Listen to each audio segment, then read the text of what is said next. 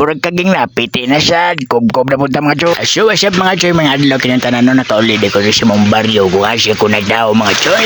So karon mga choy, bigyan na mong kulungan sa kong amahan kay gubaan. So pagdugay-dugay mga choy, amo na nagibradahan sa kong bayaw daw. Amo na giplanuhan ba sa pagkulatan ng kulunganan ni. Pero hurot man mo mga no kanagyan sa gugmang giatay mga choy. Kanang ginatawag nilag atay ba? Atay nga hurot yung manok, sayang lay kayo mga choy, daan man po ning kulunganan ni mga choy ay kinahanglan na. Ilisan mo naman ni gabuhan mga choy. Sama nang gibradahan sa kong pinakagwapo nga bayaw. Margilinsahan sa mga choy. Ay tibay kini taga-Caraga pa ko ning dayo raglang kay magbuhat ra gabuhan mga choy.